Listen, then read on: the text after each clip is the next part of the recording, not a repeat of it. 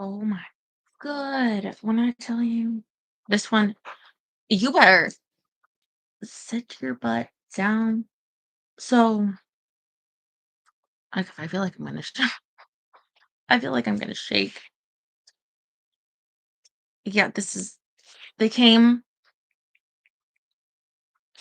it was after 6. Like I took a late shower. I hate to- because I wanted to take a shower, but I was waiting until they come. Cause like I was wondering if you can see me like through the bathroom tile, the like clear ones into the shower or and the water. And so I'm just like don't like to if someone's out there, the pool people. And so my hair is wet. I take the shower. I go, um, I threw this on. First I put the pantyhose. And I go to brushing my hair in the bathroom. And that's when I hear her. At first thing I hear is her. And that's what gets me. Like this it's this very do you hear her? Do you hear her out of breath? She's panting. Yeah. And she was getting water because she like to the point of coughing. And I feel bad for her if she wasn't so stressed. Anyway, I hear when they go out there first in the front, I think raking. Because I think so many of those leaves dried. Probably when they're moving them, they had to rake. I don't know the branches. But of course they haven't been here for the pool either. So I hear her. No, I'm sorry, not her, the pool, the woman. It's like, "No, no, no, no." She's got a higher voice than me. Should I put one on? It's a little hard right now. But, "No, no, no." Like, "Who did this?" Or not like, I don't know, it wasn't me, like, I don't know. I mean, I kinda remember turning the hose off, but that's because the hose was running. Do you remember on that video? I did it, like, on video, like, oh, but that was it. I didn't otherwise do anything. But I couldn't hear her 'cause she comes around and she's barking and barking. It's echoing in the bathroom. It's like I'm having so much trouble hearing anything. And then with her, especially, I wanted to hear her explaining to the guy, her partner, what the problem was to the extent any of it would be in English. I was hoping I could get hear like what is wrong, but I couldn't because of this one, like at all. I could vaguely hear some Spanish. Then at one point, putting in my bow, and I hear her. She's like,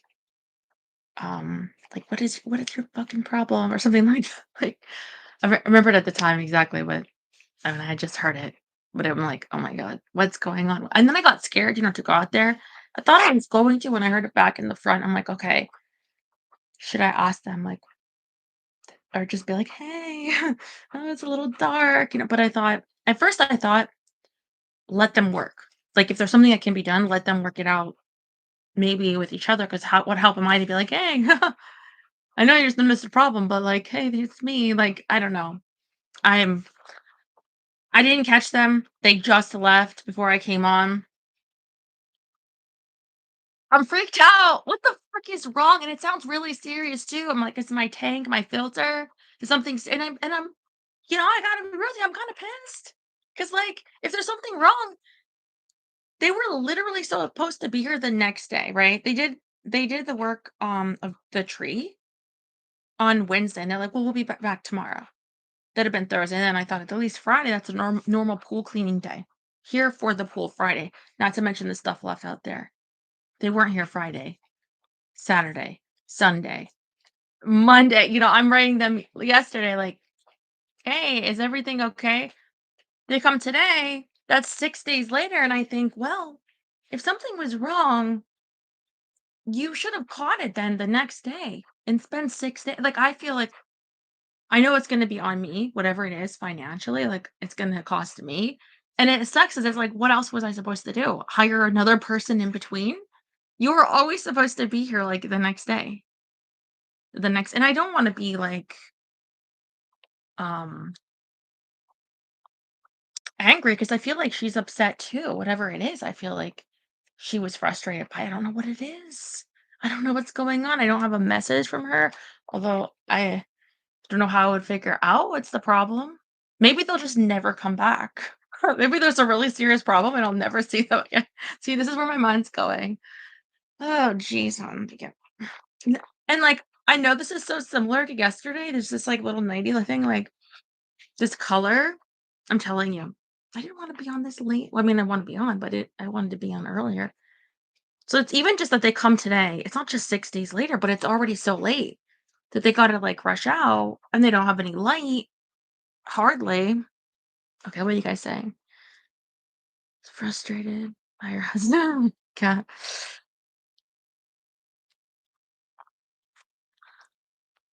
Oh, Easter. Well, it's because okay, because sometimes I wonder if they would tell each other like the truth, whoever it is for whatever project, and not me. Like if someone was to like go out and get on the phone and be like, "This is a problem," like I kind of feel like it'd be more real than like to me. I don't know. I could be wrong, but so it's like that. Yeah, it's eavesdropping, but on my own problem. Like only so I try to know like what's going on with like what's wrong with my pool, what's wrong with my system. Like I'm not trying to find out like anything that's not my business, just kind of like only but very much my business. Yeah. They don't finish cleaning up. Another time, yeah. I don't even know. Like they might have gotten the stuff and they'll bring it tomorrow. Maybe they did something preliminary for whatever was wrong and they'll be back Friday. Oh god. I've been waiting for this to get done, thinking it can't get any worse. And now I'm like, what is wrong out there? What is wrong? I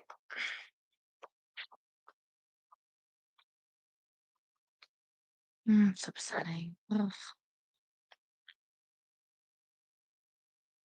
I feel like it's my fault for paying them early when Daryl said like he wouldn't have paid them all of it up front. And I feel like maybe if I didn't give him all the money and plus extra, they might have came back and then they would have caught whatever was wrong. But because I thought I was doing the right thing, I feel like I might have hurt myself even more. I don't even know why I'm putting on these heels. The person that likes the heels the most, although some of you guys like the heels, so I think some people in particular. So for you, just got used to it. I think he threatened to, okay, how do I put it? He said he had a bad day. And so if I don't see him again, it's because he's no longer on this planet. And I don't think it's because he's in NASA and he's going on like a very dangerous space mission. But also it's like you just told me to buy you like a costume and I bought it the other night. So anyway, I'll wear it for you guys, but like I hope he's okay. Anyway, the title is Monish. That's begins from where we're picking up. And I was thinking, I never heard the name Monish. I don't know if it's a real name, but I keep thinking every time I read that name Monish in the book of Hamish, the actor Hamish Linkletter, who was in it's Father John, I think, in Midnight Mass on Netflix. So good. If you haven't seen it, it's around Halloween now. Watch it. Um, but I cause and I was gonna throw it to you. I've never heard of anyone named with an ish ending name. Like they're like if my name was Stellish, you know, or her name was Feelish, like besides Hamish, I can't think of any other name that ends in ish that I've heard of. So that's why I keep thinking I keep envisioning Father John when I hear that because my brain is messed up. But anyway, we'll pick it up there. Got we got a lot of problems. We haven't heard from Jim in a while. So let's see if we can get some answers tonight. Did I tell you John said last night he got us the third installment? So we have all four. Of course, we finished reading the first one. We're over halfway with this one, but we have all four. So we'll get to read the complete series. That is so nice. Okay. See, I like a complete series. You Game of Thrones people, you're still waiting on what did he name that? That last I never read any of those Game of Thrones books, but I just know like notoriously you guys have to wait forever. Mm. Okay, let me pull you up. Mm. I am so sorry. It's so late. I mean, believe me, I did not. I didn't ever come this late. I mean, maybe they have, maybe, but it feels like no because it's getting darker earlier. So, but to be this dark, this is why I wouldn't think they'd come this late. It's because it's so dark. So, like, why?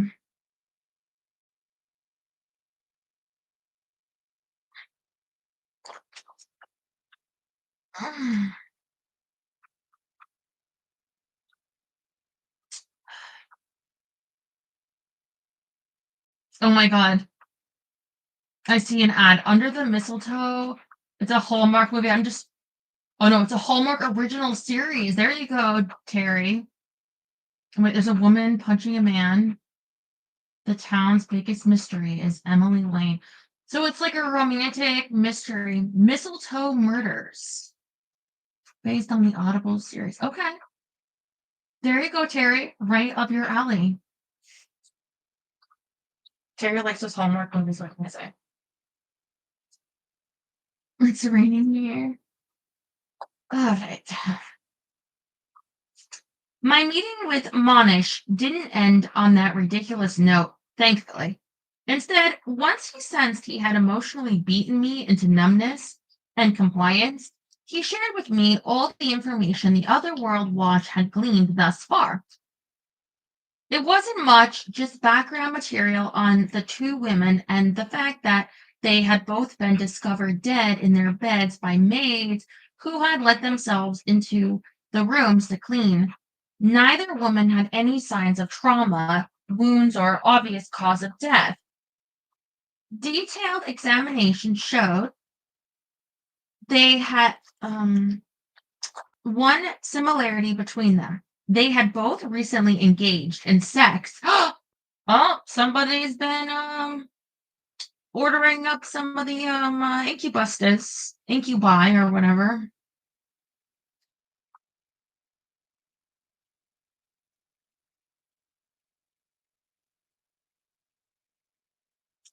Well, they were both pretty and, according to your record, single. It's not surprising they kicked up their heels a little, I said, looking through the two files Monish had handed me.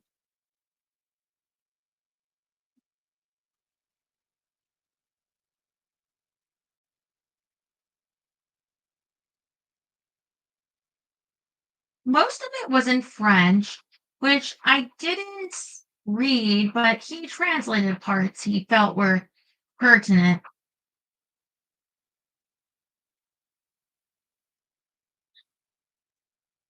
I avoided the autopsy pictures he'd somehow managed to get hold of.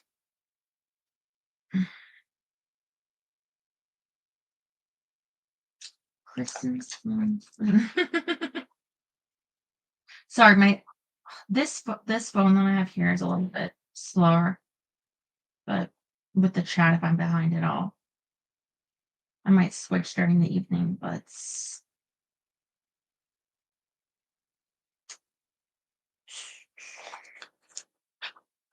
Monish looked vaguely embarrassed when I said there was a link between the two women.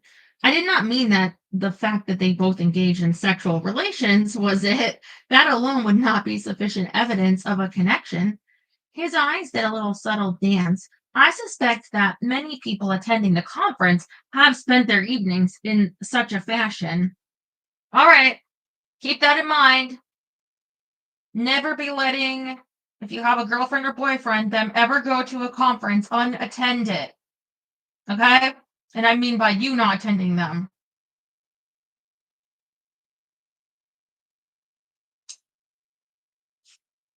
I slapped an innocent look on my face. The light in his eyes died as he continued. What ties the deaths of the two women together is the manner of their relations. Manner? I asked, my forehead wrinkling as I tried to read between the lines. You mean they were into something kinky, bondage, that sort of thing? A faint blush stole over Paolo's cheeks. I watched it, intrigued, more than a little amazed that the man who had taken to plaguing me could blush over the mention of a little kinky sex. No, it was not the type of their sexual relations that I find curious. My eyes widened, but I waited for Monish to finish. It was the amount. Well, amount? I asked. His skin was too dark to see if he blushed or not, but his gaze did drop to his nose. What were they? Were they like marking the bedpost like, "Nyeh, nyeh," like 100? Nyeh. That's a lot. Sex. Nyeh, nyeh. I don't know. Um, mm, each guardian had evidently participated in several sexual acts the evening and morning of her death. The best estimate based on the physical evidence left behind is that each of them participated 12 times. 12 times, I yelped. What kind of evidence? Is it, oh, at condominiums? Maybe they're just like, I don't know, like, don't know how to do it. I wouldn't know how to do it. Well, let's try this again. Uh, I yelped, my eyes all but bugging out of my head. You're joking, aren't you? 12 times? That's impossible. I mean, twice is pushing it, and 3 times makes you sore, but 12 times is just downright impossible.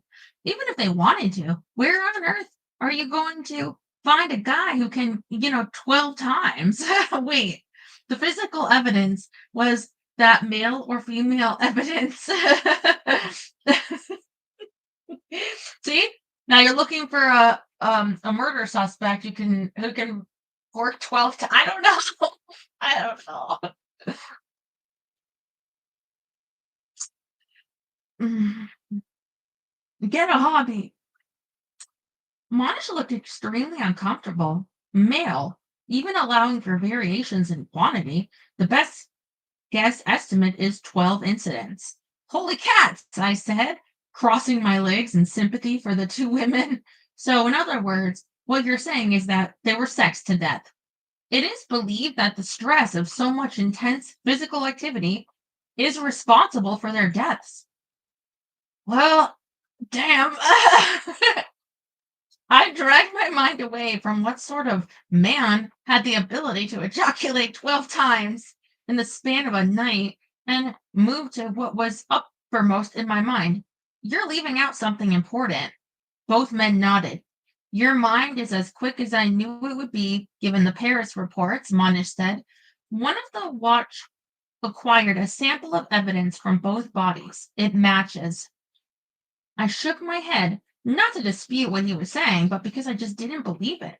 What man can go at it 12 times with a woman, killing her, but leaving him just fine and dandy, and then repeat the whole process with another woman the next night? One who is not mortal, Monish said. He plucked the file from my hands and began to gather up his things. That pretty much goes without saying. What I don't understand is how you can show this to your committee and they think I have something to do with the deaths. Surely I lack the obvious equipment. Got a point. His eyebrows rose at my flip tone. They do not believe you directly caused the deaths of the guardians, Ashling, but they do very much believe that the killer was either summoned by you or drawn to your proximity involuntarily. I started to protest my innocence, but the memory of the night I had been swarmed by incubi flitted through my mind. I hadn't summoned them, yet they appeared. I couldn't help but wonder what an incubus's stamina was like, that and whether or not they left physical traces of themselves. We're just going to have to agree to disagree on that point, I said. What exactly do you expect me to do? You guys are investigating this, so I don't see where I come in. You have powers that the watch does not. You have the ability to see things that are hidden from us.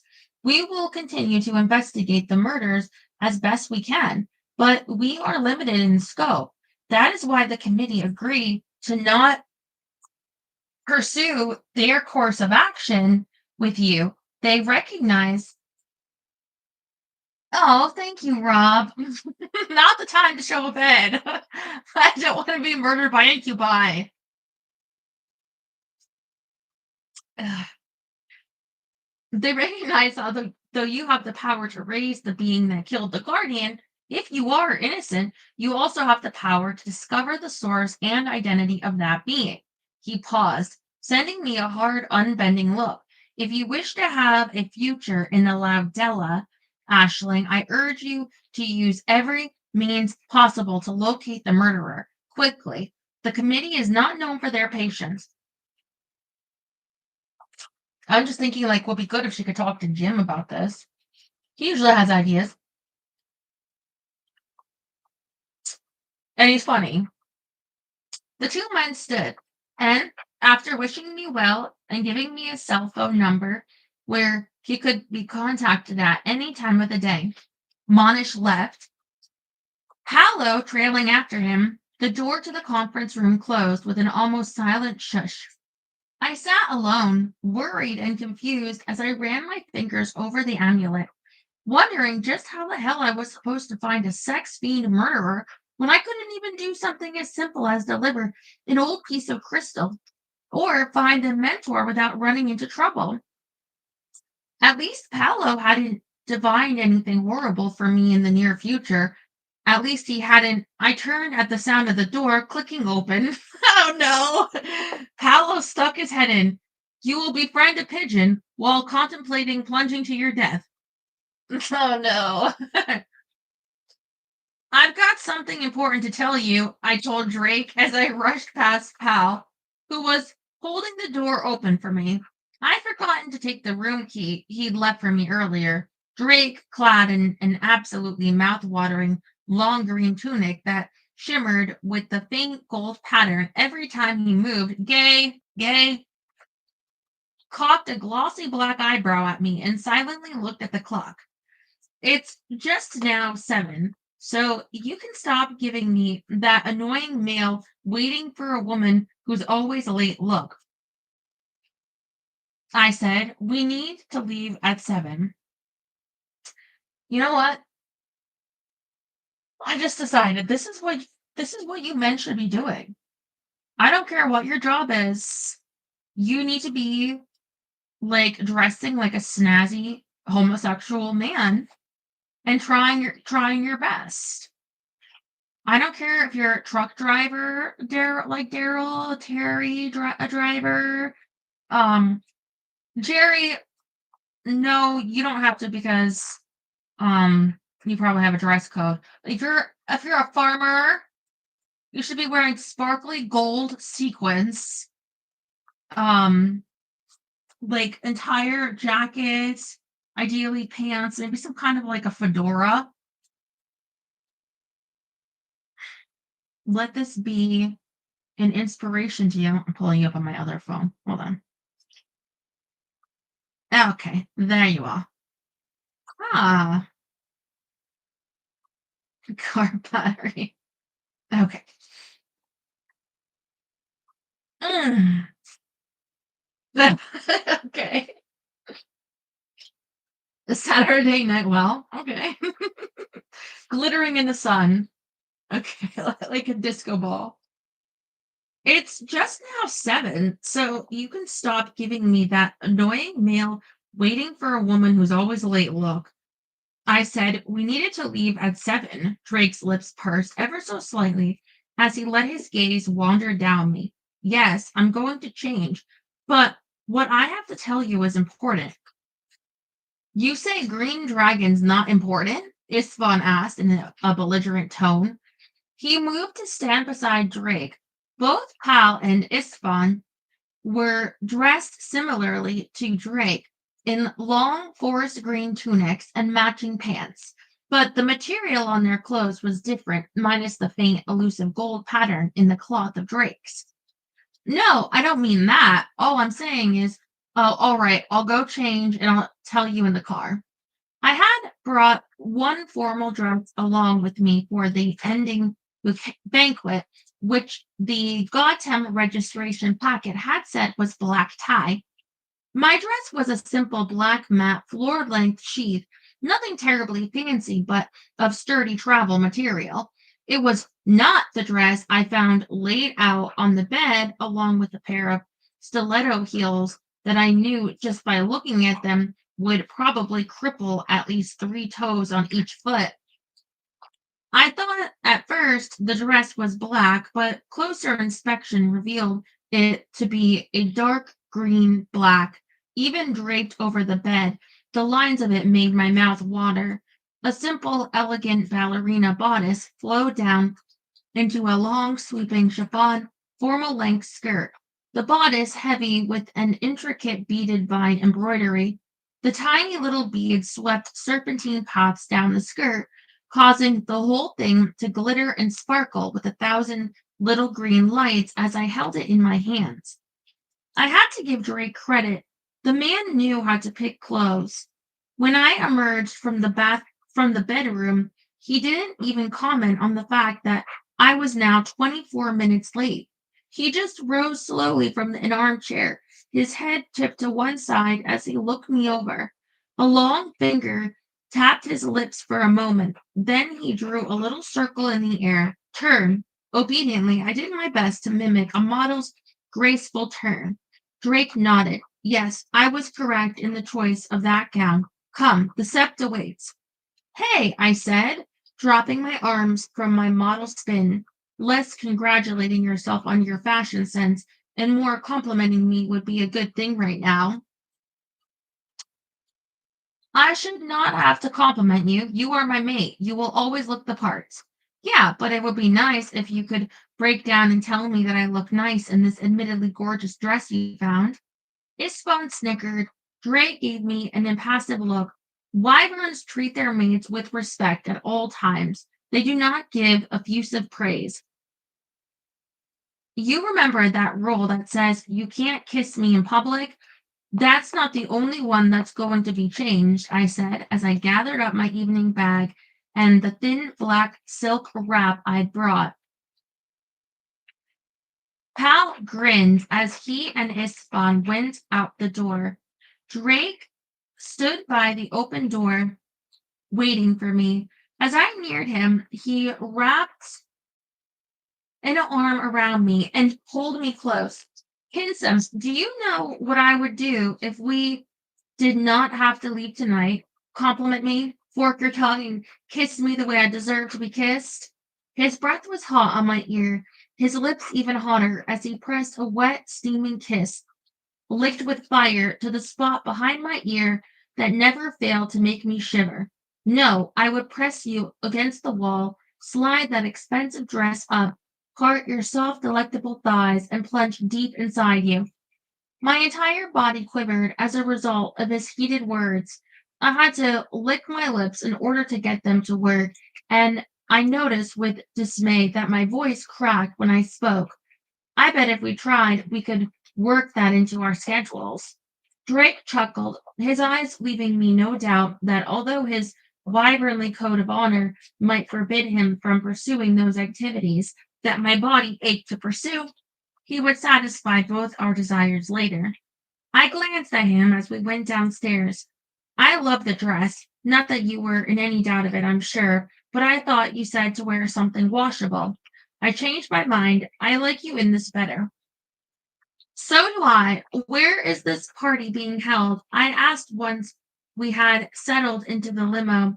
Isfar and Pal were up front again, leaving Drake and me in sole possession of the back. And is it far enough away that I can molest you before we get there? What?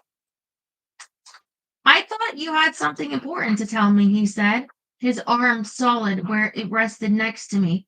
I do, but I think if I put my mind to it, I can fit in both telling you about the important stuff and kissing you until your dragon eyes cross. He didn't laugh, as I thought he would. He didn't even give me the patented Drake sexy look. He just stroked my arm and remained silent. Drake, I touched his leg. I've been selfish, haven't I? I'm sorry I haven't asked you about your day. How did the negotiations go? They are at an impasse for the moment, but I hope things will improve. We'll move forward again tomorrow. Ah, I hope so. I fell silent, waiting to see if he would say more, but Drake, at his most relaxed, was never a chatty soul, and now, with the weighty concerns of dragon politics, he was even less verbose.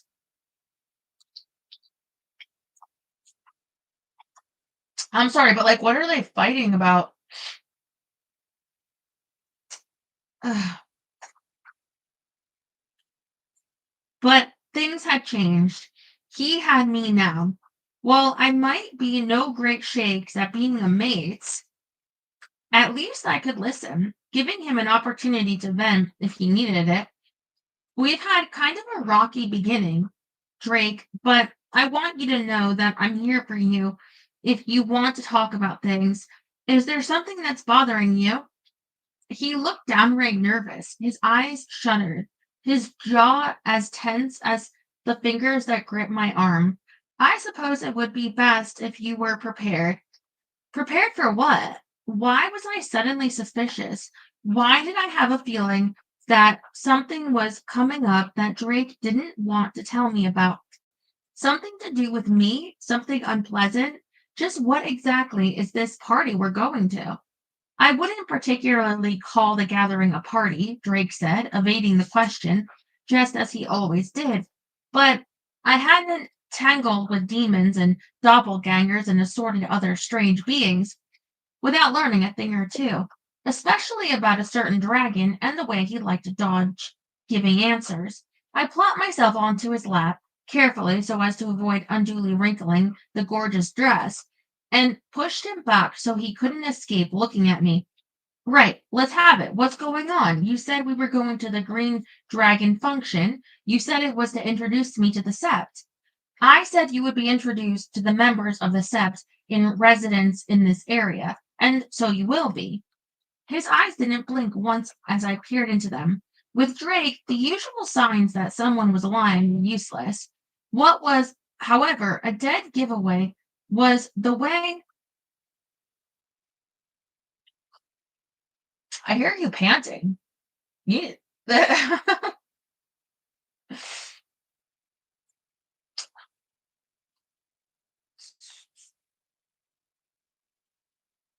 his pupils reacted.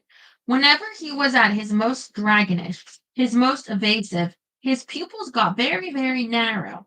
At that moment, his eyes looked like they were set with clear emeralds. They had almost no visible pupil. And I poked him in the shoulder to let him know I wasn't going to be satisfied with a half answer. He sighed, his fingers digging into my hips as if to hold me down. Do you recall last month when you challenged me for control of the sept? That's not something I'm likely to forget. Nor I. According to the terms of the challenge, if I lost, I had to turn myself into the police for murders I did not commit. Right, but you didn't lose because I knew you didn't murder the Venetiger Emily Deville, which means you did lose the challenge. I frowned. His pupils were still thin vertical lines. Why wasn't he relaxed? I planned it that way, if you remember. His breath ruffled little tendrils of hair that escaped the couple of jeweled combs with which I pinned it. Ashling, part of the terms of the challenge was that if you lost, you would be subject to punishment meted out by the sept. Oh crap, I'd forgotten about that.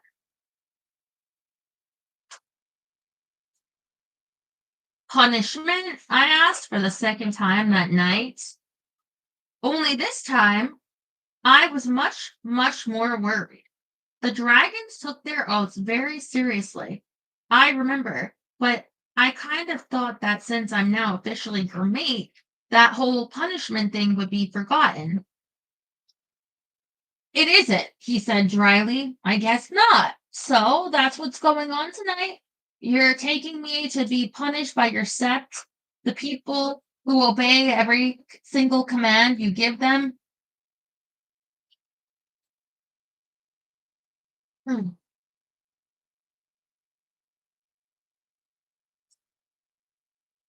I hear you panting, Mutt.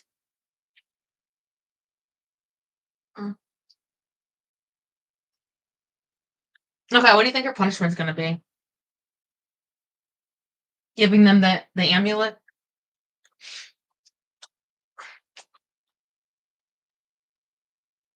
Mm.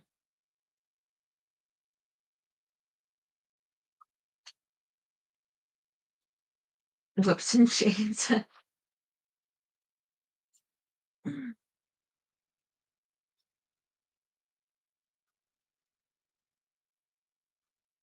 Ugh. Mm.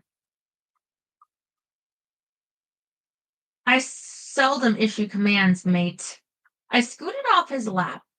Sure, not only that whatever it was that was planned for the evening was not going to be fun, but that Drake would do nothing to stop it.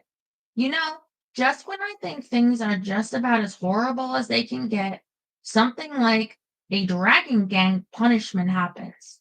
Okay, I'm resigned. I made the challenge, I accepted the terms, even though I'd like to remind you that I set the whole thing up so you would be cleared and the real murderer revealed. How am I going to be punished? He shrugged, taking my hand. I tried to pull it back. I don't want you holding my hand. I know you don't. He didn't release my hand, though. He just stroked my fingers until they uncurled against his. I don't want to be punished, Drake. Punishment is never fun, and right now I have an awful lot of not fun stuff on my plate. Is there any way I can order your dragons to not punish me? Yes. I looked at him, but hope burgeoning within me. But I won't. Hope fled. I wished I could go with it. He turned to face me, my hand caught between his. Understand me, Ashling. I could command myself to disregard the punishment due you, but to do so would undermine my leadership. It would leave me open to another challenge, a serious challenge from a dragon who wished to take control of the sept. Such a challenge would divide the green dragons and result in much suffering for everyone before it was resolved. As much as I dislike the thought of you receiving punishment, I will not sacrifice the welfare of my kin for this. I understand, I said, more than a little bit surprised, because I really did understand, although I doubted Drake about many things. I never once questioned that he put himself second to the welfare of his sept. He was a born leader, and even in human form, he wore the mantle of responsibility well. I accepted that when I accepted him, but that didn't make it rankle any less. You didn't answer my question about how I am to be punished. I cannot. No, don't look daggers at me. I'm not being evasive. It's not me who decides your punishment. That is left up to a convocation drawn for that purpose. Members of my sept have flown in from many countries to consider the type and extent of your punishment.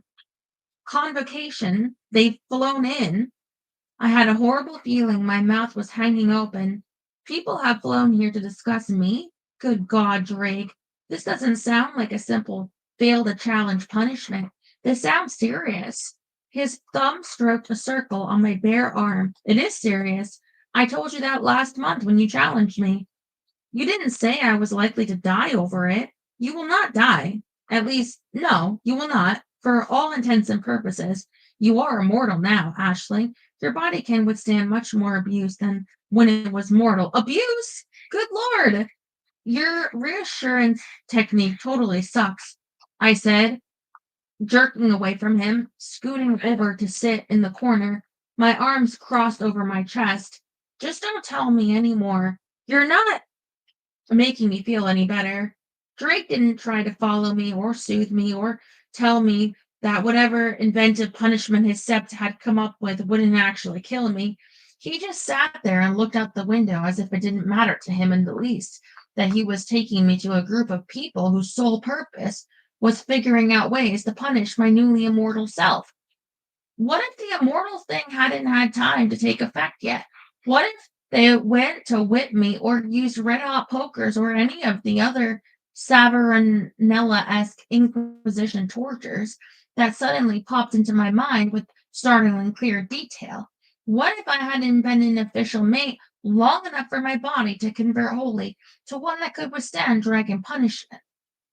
Might serve him right if I die. Jim had told me once that dragons mate for life, which meant that if for some reason I died, Drake would end up grooving himself into a grave too. I peeked at him from under my eyelashes. He might irritate me with his arrogance and unbending nature, but he might drive me nuts with all the rules and laws of dragons, but I didn't want him to die.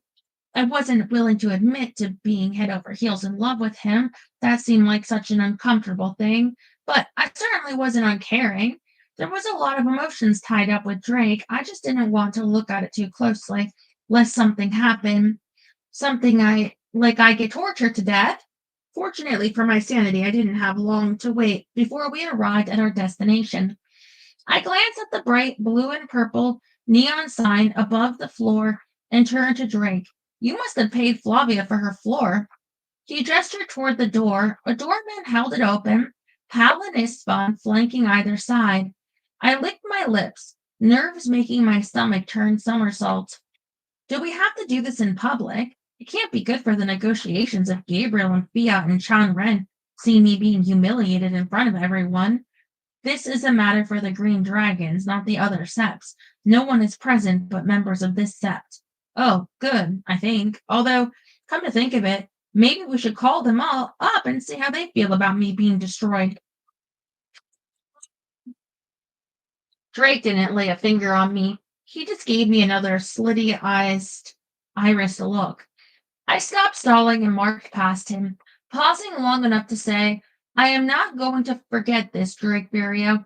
Assuming I survive, I'm going to remember this for a very long time. I swept into the club with my head held high, clutching the ragged tatters of my pride, telling myself that although I wanted to be furious with Drake, I really hadn't put myself in this situation, or I really had put myself in this situation. That didn't mean I couldn't glare at him a lot, though which I did. At every possible moment, he didn't try to avoid my glares either. He just stood watching me, impassive as the group of 50 or so people, all dressed to the nines, held a court. I was offered a chair. I refused it, figuring the pain of my feet stuffed into unaccustomed stilettos might possibly distract me from the red hot pokers, as if. Other than Istvan and Pal, I didn't recognize a single person there. They looked just as human as Drake and his bodyguards, but I wasn't fooled. Not when I found out who was leading the team to pick a punishment. Istvan smiled for the first time since I had left Paris. Up, chapter 18.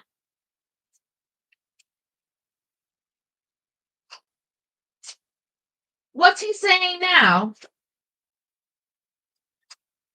I leaned to the side and asked Drake, who was sitting in a huge throne-like chair.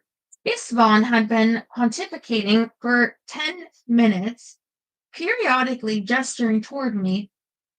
The dragons in the audience nodding their heads at whatever he said. My one last wild hope that the members of the steppe, those whose noogies hadn't almost been pierced by my lack of skill in throwing a dart, might take pity on their leader's new mate by ensuring she wouldn't die a cruel death. You don't want to know. Why? Does it involve some horrible torture?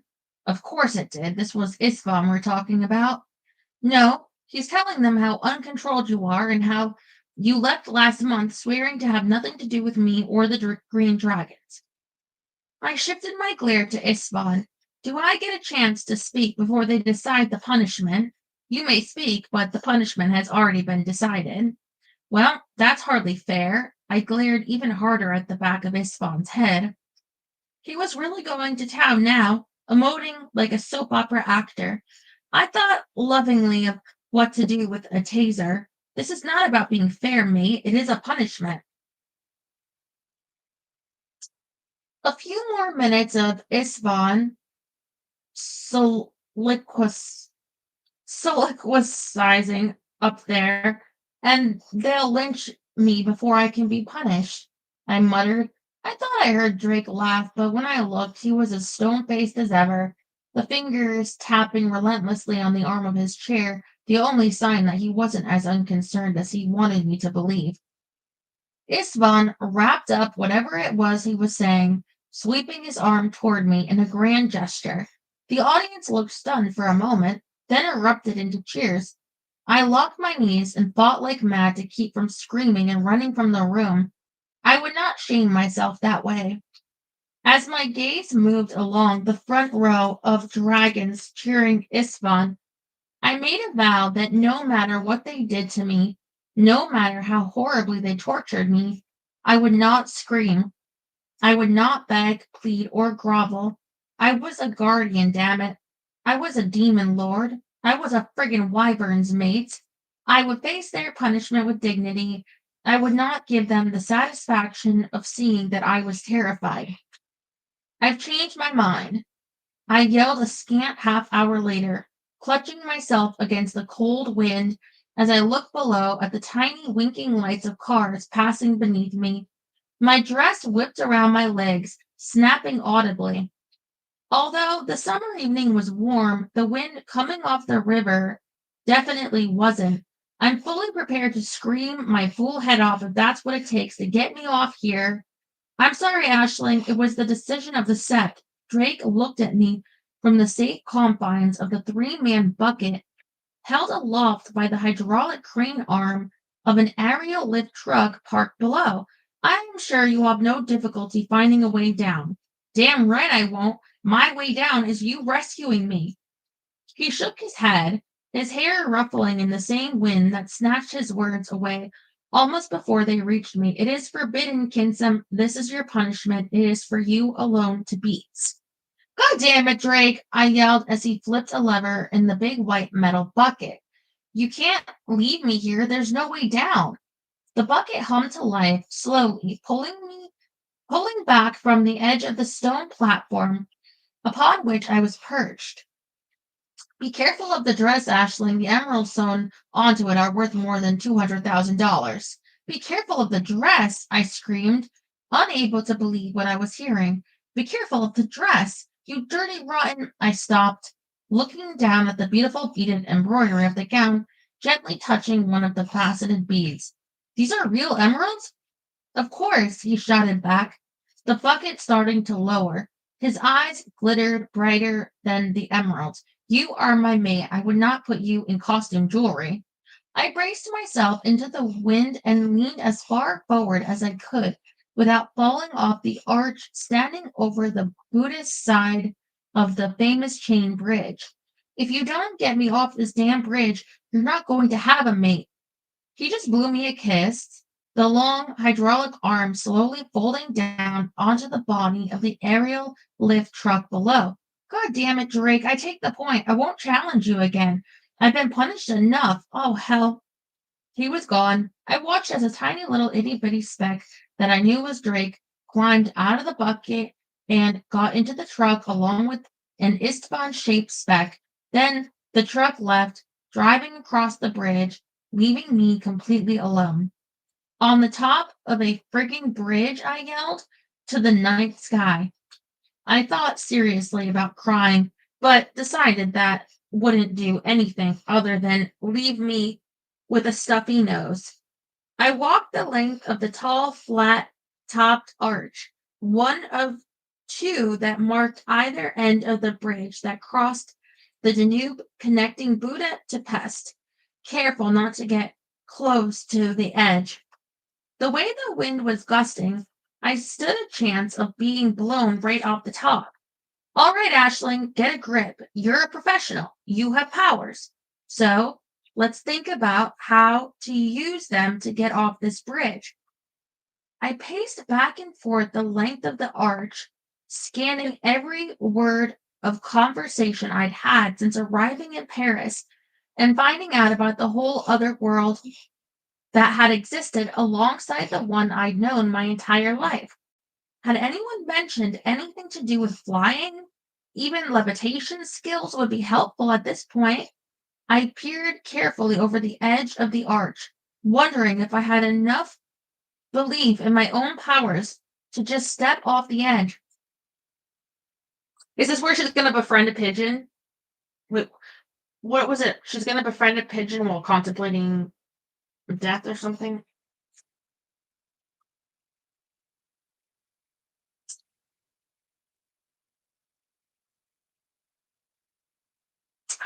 Cars rushed beneath me, tiny as little toys.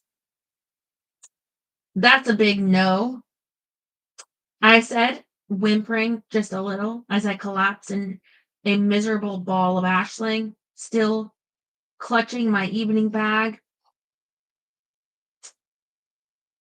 and my black silk scarf. I looked at the ladder closely for a moment, then swiveled around to look at long cables that arced downward from the arch to the Buddha's shore. Maybe I could James Bond my way down the cable if I draped the scarf over it, clinging to the ends of my body, careened down it to safety. Careened? What an ugly word that was. That's it. I've clearly gone insane, I announced aloud. No one disputed that, which only made me feel worse. I searched my bag to see if there was anything there to help me. Maybe a magic wishing ring or a genie or two, or even a cell phone so I could call a helicopter, but there was nothing other than my lipstick, a tiny vial of perfume, and the pitiful remains of my mad money. I didn't even have my passport, so when the officials finally recovered my vulture pegged bleached bones from the top of this bridge, they wouldn't know who I was. I spent some time railing against Drake, Isvan, dragons in general, and pretty much everyone who had ever given me grief, but once I was finished running down the list, I was left to contemplate the situation with a less heated mind. A pigeon fluttered to the edge of the arch, striding toward me with a jerky little head bob. Damn that Paolo and his predictions. So I'm to befriend you. I don't suppose you'd care to summon the King of Eagles to rescue an old friend like me? I asked the pigeon. It pecked aimlessly at the cold stone. No, I didn't think so. All right, Pidge. Time to get serious. Let's use our brain. I'm Drake's mate. If I die, he dies. Which means he wouldn't tolerate his people putting me in a situation where I was going to die. Thus, there has to be a solution to this problem. I sucked my lower lip, watching the pigeon as it wandered around the top of the arch, looking for tiny insects. If only I could fly like you, but I can't. I don't remember hearing anything about guardians being able to fly. There must be some beings who can fly, though. Let's see. Ghosts float. I bet they could fly, but they're insubstantial, so even if I could summon a ghost to me and it agreed to float me off here, there's no way I could. What I needed is someone who can float like a ghost, but turn solid enough to hold me. Holy cats! The pigeon's wings flapped madly as I yelled. I yanked up the chain and showed it the amulet. Incubi, Pidge, incubi. That's the answer. They've shown up every night. Why not tonight? All I have to do is summon one. The question is how? I don't think the incubis are gonna help you fly. They think they do something else. Okay. Uh, uh. I racked my brain to think of anything helpful that Jim had said about the incubi, but the only thing I remembered was women being carried away on a cloud of smoke. They're dream lovers, and they appeared to me when I was in bed, asleep or very sleepy. This is less than ideal bed, but it'll have to do. Oh, thank you, Jerry. Have you ever tried to fall asleep on the top of an arched bridge 150 feet above dense traffic and a river after your lover has abandoned you? It's not easy. I finally figured out that sleep wasn't necessary or likely, but a calm, quiet mind was. 15 minutes after I told my plan to my pigeon friend, now huddled into a fluffy pigeon ball at my feet, I carefully hiked up the chiffon skirt of my gown and assumed the lotus position. 10 minutes after that, I discovered I had to go to the bathroom. Luckily, 2 minutes after that revelation, my mind was cleared and quiet enough, focused on nothing, as my old yoga instructor used to demand, that an incubus showed up. One moment I was sitting with my legs closed, humming softly to myself, holding the mental image of a door made of alabaster in a snowstorm, and the next a warm, woodsy breath was touching my ear. Slowly, so as not to scare away the incubus, I turned my head. A familiar dark haired man was kissing my bare shoulder. Hi, Jacob, I said softly. His head snapped up, his eyes opening wide as he jerked backward. I grabbed hold of his arm to keep him from going over the edge of the arch. You, it is you, the one with the dragon. Yes, but he's not here. I'm all alone, I said, keeping my voice low and what I hoped was seductive. He tried to pull away from me, but I used both hands to hold on to him as I batted my lashes. All alone, just little old me by myself, and I'm terribly lonely. He stopped trying to pull away, looking around the top of the arch suspiciously. The dragon is not here? Nope. I gave an innocent little shrug. He's abandoned me for the night. I'm so glad to see you, Jacob. I had hoped you would come. You did? He asked, watching in surprise as I traced a finger down his bare arm. He was naked, but all I cared about was that his arms were strong enough to hold me while he got me the hell off the bridge. Yes, I'm in a bit of a bind, though. I'm stuck up here. The dragons put me here as punishment, but I'd much rather be in bed where it's comfortable. He frowned. A bed is more comfortable, he agreed after looking around. This is not comfortable. No, and not conductive at all to romance. His eyes swiveled from the pigeon to me. I could see him weighing the possibilities in his mind. I leaned forward and blew a little breath on his lips. I would be ever so grateful to the man, Incubus, who got me down off here. Very grateful. The frown cleared as his eyes lit with the same lusty look that had been present in the eyes of all the other incubi. He nodded. I will give you pleasure, lady. I know you would if we were on the ground. I know that you could give me great pleasure. For many hours, he added, his shoulders thrown back as he puffed out his chest. I am a virile lover. I can see that, I said, sliding my hand down his chest, avoiding looking at any parts that might be rampant. Well, all right. I peeked, but only for a second, and just for curiosity's sake, why don't you get me off of here, and then we can discuss how virile a lover you are. He frowned again as he looked down at the traffic on the bridge. It will be necessary for me to carry you. Yes, I answered, sucking in my cheeks and trying to look weightless. He nodded and held out his arms. I can do that. I sent up a fervent prayer of thanks as I scooted over to him, leaning into his chest. I must change form now, but fear not, beauteous one. I will clasp you most firmly. All right. I clamped my lips shut tight as the man holding me in his arms suddenly dissolved in the thick gray smoke, seemingly bodiless. But then I was lifted from the cold stone of the arch. The smoke surrounding me was wrapping me in warm, dry tendrils. I bit my lip until I tasted blood to keep from shrieking as the cars and water and buildings drifted by beneath me, my brain finally taking the preventative measure of ordering my eyes tightly shut until it was over. I can't honestly say how long it took for Jacob to get me off that bridge. All I know is that time seemed to hold its breath. Seconds slowed until it seemed they had stopped altogether. Then the smoke embracing me slithered away, and I found myself standing in the garden outside the hotel, staring with blinking, disbelieving eyes at the bright lights and soft music streaming out of the restaurant that overlooked the garden. Now we will go to your room, and I will pleasure you 1,000 times before the sun rises, a thick voice said behind me. I spun around, so grateful that I actually hugged Jacob, pressing to kiss his cheek before releasing him. Thank you, thank you, thank you, thank you. I can't believe it worked. I can't believe you got me off that horrible bridge. Boy, do I owe you. I can't tell you how much I appreciate that. Whenever I need an incubus, you're going to be the one I call. I guarantee you that. He looked inordinately pleased. It was nothing. I have much more impressive skills. In bed. Ah, I stepped back, aware that I was standing in full view of the restaurant windows with the naked incubus. One who indeed looked fully prepared to fulfill his promise. About that, I'm thinking that my trauma about the bridge was so great that I couldn't really appreciate any of your wonderful lovemaking talents tonight. But if you don't mind, with a glance over my shoulder at a small group of people who emerged from the restaurant, I gently pushed Jacob toward a tall hedge that would provide a bit of privacy. I'd like to ask you some questions. Questions? He looked at me sullenly. You question my ability to give you pleasure? I am almost 600 years old, lady. I have pleasured thousands of women in that time, hundreds of thousands.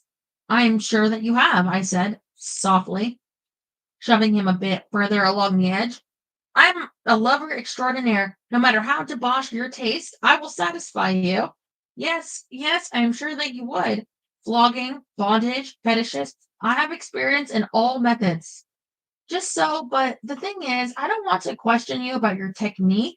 I want to ask you about the number of times you can do it in a night. He stared at me, his mouth slightly ajar. That 1,000 times you mentioned a minute ago, is there a limit to the times you can make love in one night, or are you pretty much the Energizer Bunny? The what? Limitless.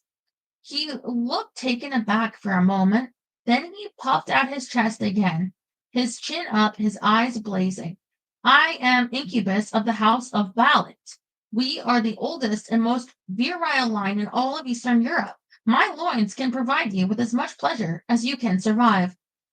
Ah, but how much would it take for those same loins to kill someone, I wonder? I asked, one piece of the puzzle sliding into place. A dozen times, perhaps less, depending on the strength of your heart, Jacob answered matter of factly. Of course, that matters not if you are immortal. I looked up from where I was contemplating the hedge, startled by what he said. Guardians aren't immortal. No, they are not. Come, lovely one, let us find your bed, and I will put your mind at rest as to the power to be found in my manhood. Just a second, I have another question. You said you are from the House of Ballant. Are all incubi from specific houses? Yes, it is a family designation. You understand. And they are regional. That is, do all the incubi who work in this area belong to the same house? Yes, he said, tugging me toward the hotel. So, you know all the others who hang out around here? He stopped tugging and gave me an outraged look. You still want no other after you have had me, or you will what after you had me? I held up my hand. I'm certain I won't. I just wanted to know if you know everyone in this area. They are family, brothers in the house of Fallon. I know them, but none are such a good lover as me. I eluded his grasp. You wouldn't happen to know if one of your brothers had been to the hotel the last couple of nights, visiting guardians. Many of my brothers have pleasured women here, he said, grabbing me around the waist like he was going to pick me up and carry me. Lately, I asked, trying to squirm out of his grasp without much luck. Yes, recently, the last few nights, many have summoned us just as you summoned me. Come, my adorable one, and allow me to worship you as you deserve to be worshipped. Names, I squawked. Do you have their names? He let go of me, putting his hands on his naked hips as he glared. I begin to think it is not me you desire at all. I begin to think you question me about another of my house. It's not that. I'm just interested in who has been visiting guardians during the last few nights. If you could give me their names, I'd be very grateful. He thought about it for a minute. Then suddenly he scooped me up in his arms and started walking buck naked toward the hotel. No, you have heard tales from these other women about their dream lovers, and you think that only they can satisfy you. But I tell you, I am better than them. I will make you forget all about them. Oh, look, there's Drake, my dragon. Jacob stopped dead, but still held me. Uh-oh. I think he's seen us, and he looks angry. Is that fire coming out of his nose? The last incubus he caught with me. Oof. I hit the ground hard. Jacob, without waiting to see Drake, which was a good thing since he wasn't there, dissolved into smoke and disappeared into the night. I got painfully to my feet, carefully brushing grass off my gorgeous dress before limping into the hotel. A quick stop by the front desk to get a room key, an elevator ride to the seventh floor, and before you could say Ricky Ricardo, I was throwing open the doors to Drake's suite. Drake, Istvan, and Pal all looked up from where they were sitting. I stared at each one of them, letting them see everything they'd put me through, before slamming the door behind me with a particularly meaningful, "Honey, I'm home." Chapter 19.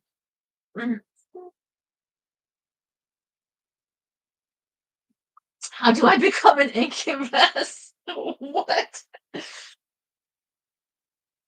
Mm,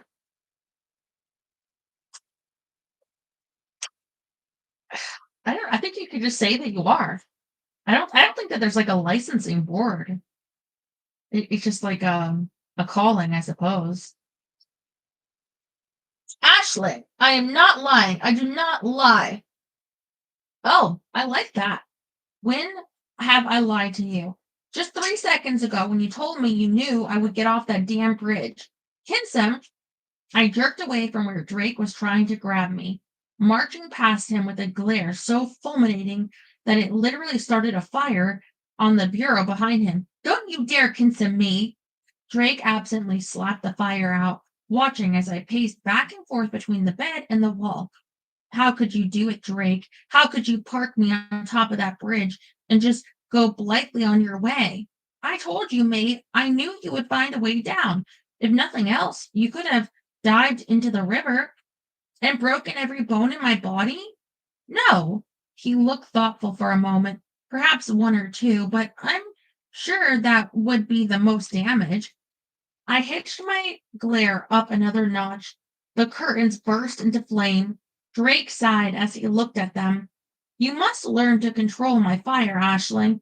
I know you are angry at me for allowing the punishment to be carried out, but I assure you that it was by far the least objectionable of all the punishments suggested. I growled something physically impossible, snatched a tiny fire extinguisher from the wall, and plastered the drapes with white chemical foam. All right, like I'm supposed to believe that. I could have died up there, Drake, but you didn't. No, but that's no reflection on you. I agree. I toyed for a moment with spraying him too, but in the end set the extinguisher down and stared at him. His normally expressive eyes were unreadable. But it is a reflection on you, mate. He stopped me as I made a disgusted noise, about to walk out of the bedroom. Just the feel of his hands on my arm sent little frissions of fire whipping through my body. Ashling, I knew you would find a way off the bridge. You are smart and resourceful, and you command more power than you can imagine. I knew that you would either start a fire on the bridge, thus summoning aid, or summon a being to rescue you. Damn, I hadn't thought about starting a fire. I bet that would have brought the fire department out pretty quickly. All right, I said, holding on to my anger just a little bit longer, despite knowing it was mostly unwarranted. That excuses you from trying to kill me, but you could have given me a couple of hints on how to get down off there before you went zooming off. You could have reminded me that I can bring up your fire. His hand slid down my arms, a slight smile playing around his mouth. My anger melted at the sight of it. You don't need me to rescue you, Kinsum. You never did. That doesn't mean it wouldn't be nice once in a while, I said, relenting. I knew in my heart he was right. He hadn't left me in as dire a situation as I could have found myself. I did possess power, and although I didn't have the confidence he seemed to have in my brain's reasoning abilities, had there was a certain satisfaction to be found in the fact that I didn't have to rely on a man to save me. You're going to have to work very hard tonight to make up for all the time I stood shivering on the top of the bridge. His hand swept up my exposed back, his dragon fire leaping between us. I will do my best, mate. I leaned forward to lick his lips. I know you. Oh, crap. The ornate carriage clock on the bureau behind him chimed the half hour. I gave him a crooked kiss, then gathered up the skirt of my dress and ran for the door to the living room of the suite. Ashling, I thought you wanted me to bathe you in fire. The room was empty of dragons, but my purse and wrap were sitting on an end table where I'd thrown them before storming into Drake's bedroom to chew him up one side and down the other. I grabbed them, racing for the door. I have an appointment with Nora. It's the apprentice ritual. It has to be done tonight, or else I'll be expelled from the conference. Be back as soon as I can. I started to close the door and then popped my head back through it to blow a kiss to Drake. Keep your fire stoked, Dragum, or I'm going to need a lot of warming. It was only 35 after by the time I ran, breathless, into a now dark and empty coffee lounge. Nora was sitting at a table reading by the light of one small floor lamp. She looked up when I started sputtering my apologies. There's no need to apologize, she said, tucking a bookmark in the book and closing it carefully. As long as the ritual is completed by midnight, you will be fine. Are you ready to begin? Yes, I said, trying to catch my breath, calm my beating heart, and focus my mind to whatever task she was going to ask. Very well, she said, making a gesture to take in the immediate area. The first test of the ritual is to locate the 5 words that I have drawn. Please point them out to me. I looked around the room. The coffee lounge was a large alcove off the main lobby with a long counter bearing a couple of espresso machines, a number of small round tables, and a couch along one wall. I didn't see anything that looked wardish, not what I knew what a ward not that I knew what a ward looked like. Wards. Do I get a hint as to what kind of wards? She shook her head,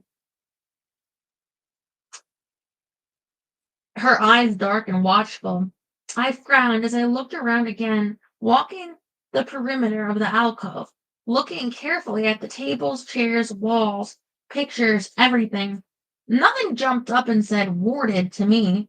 Even Nora's body language screamed that I was failing the test.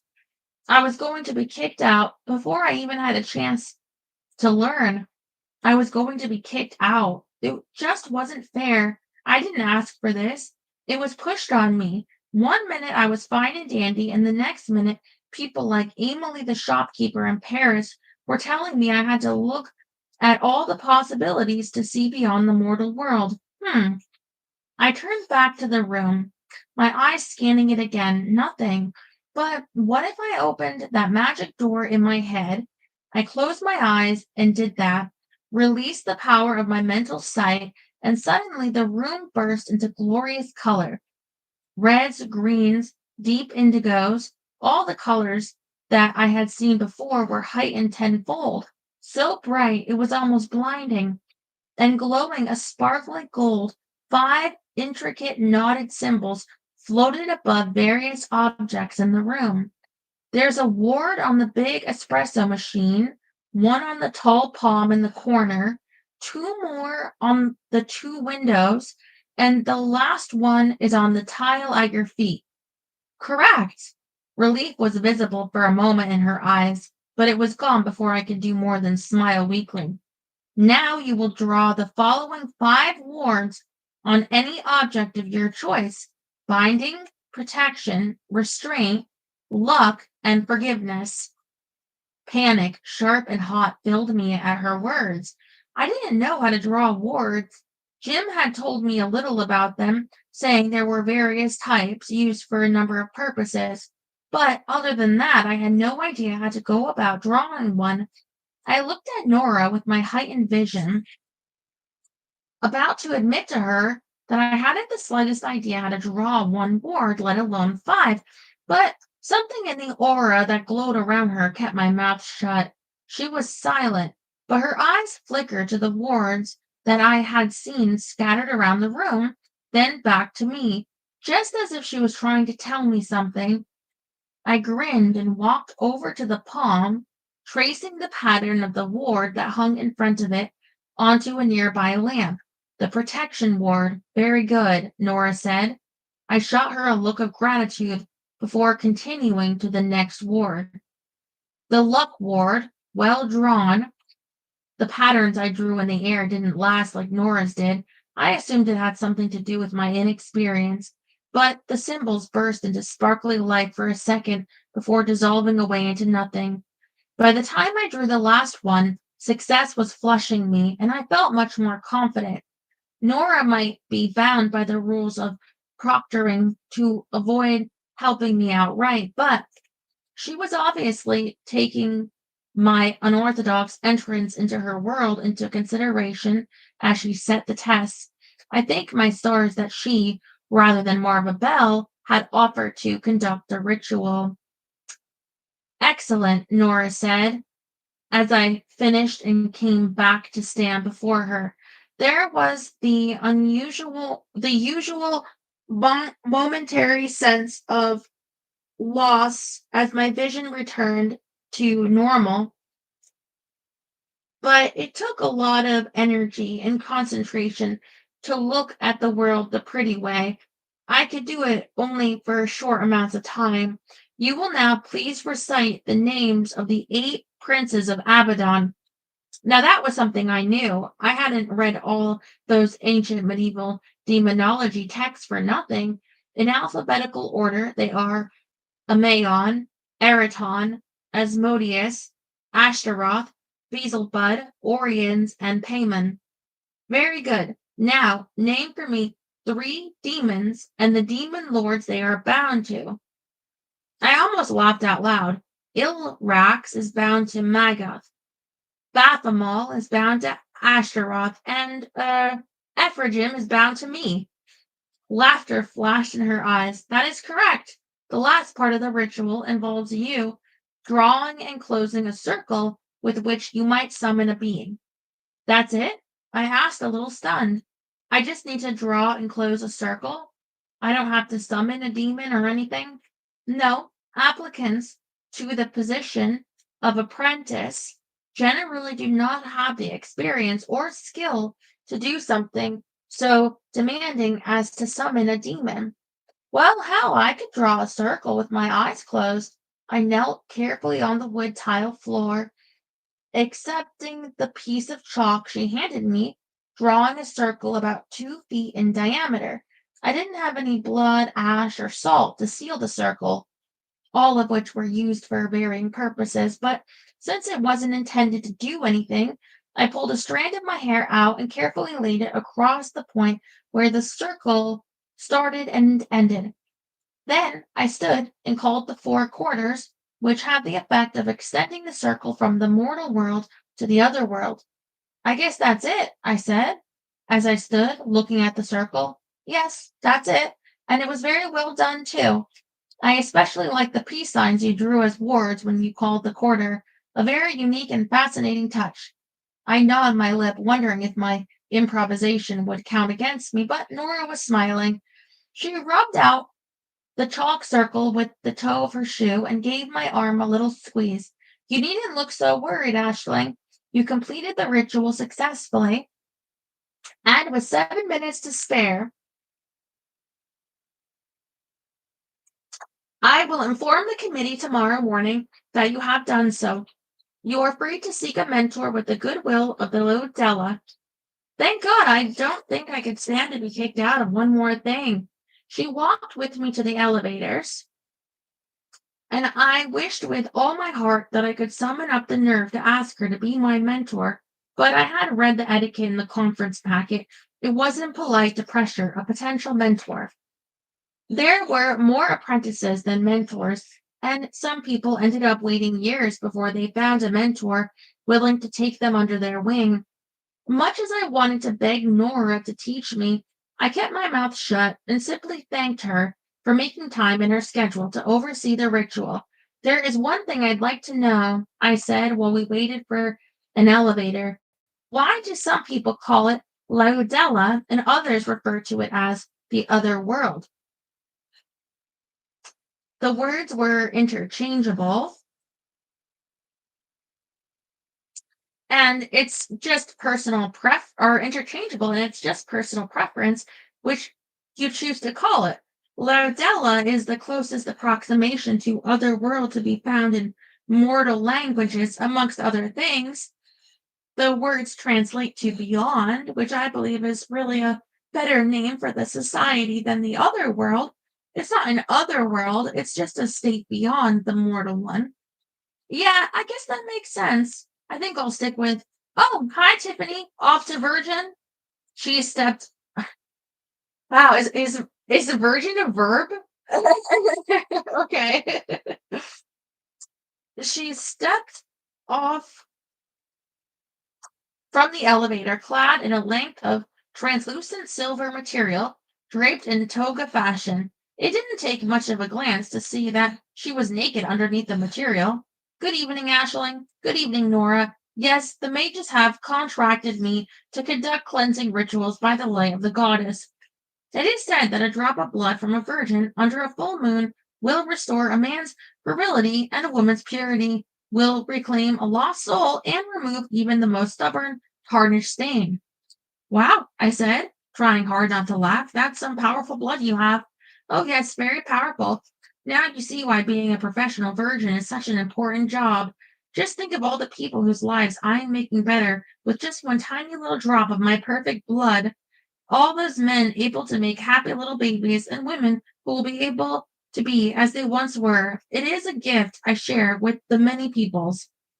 Selfless to the core, I said, giving her a little wave as she headed toward the front door, where a group of men in expensive suits and shiny shoes were waiting for her. What I'd give to have that sort of belief in your own abilities. Nora laughed as we got into the elevator. She asked for my floor number, pressing her own, just one floor above Drake's. I suspected the chastity she must embrace would soon have you wishing for a little less self-confidence. I slid a curious glance at her, aware that we just had a few seconds before the elevator arrived at Drake's floor. Would I kill any chances I had with her if I asked what I wanted to know? No, my chances were long since blown. It couldn't possibly hurt. I realize this is going to sound very invasive and rude, but I really have a good reason for asking. Have you have you ever summoned an incubus? Her eyes widened just a little bit. That is a very personal question. I couldn't help it. A faint blush rose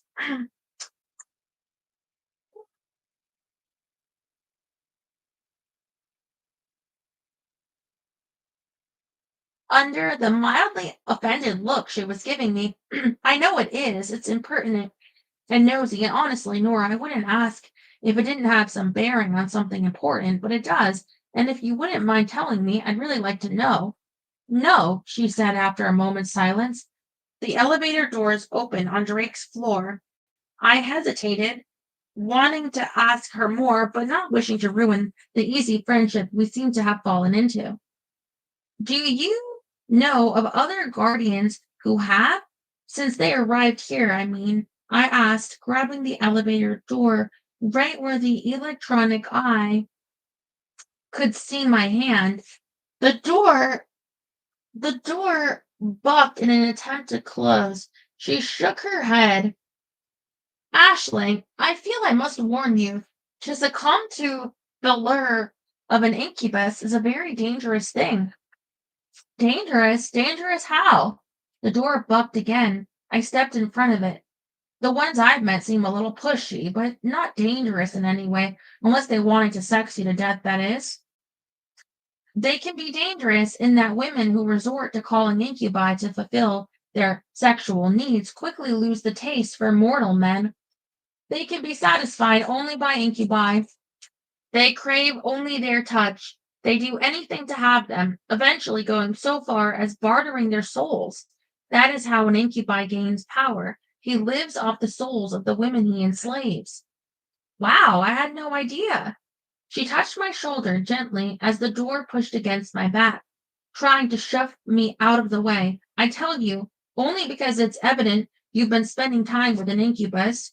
I don't want to see you fall into that trap. How on earth did she know I'd been with an incubus?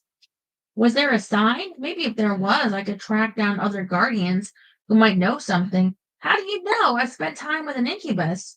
She smiled, a sad little smile. You smell of incubi smoke. Oh, that wasn't going to be very helpful. I couldn't go around smelling every woman at the conference. Thanks for answering my questions. I appreciate it. I stepped away from the door, allowing it to close. Good luck with the investigation, she said just before the doors met. Why was it that everyone there seemed to know what was going on before I did? That is the end of chapter 19. I suppose we should end it there for the night, pick it up on chapter 20 tomorrow. Well, we got a couple of things resolved. Like we got the gotta fix my dress. We got the punishment settled with the dragons. We got the ritual guardian thing done. Um, but poor Jim,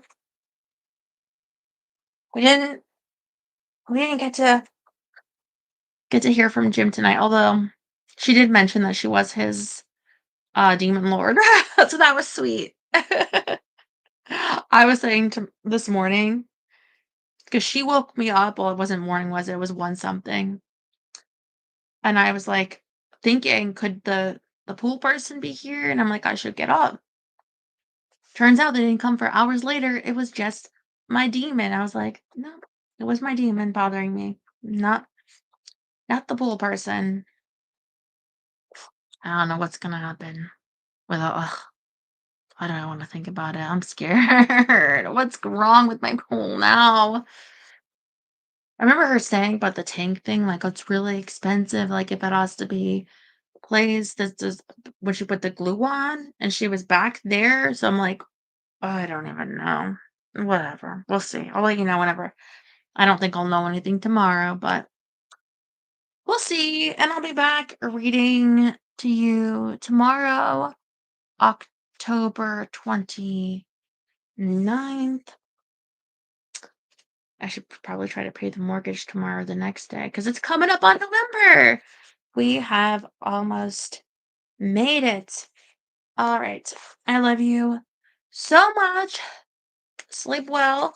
Get your Halloween candy ready. Mwah. Love you.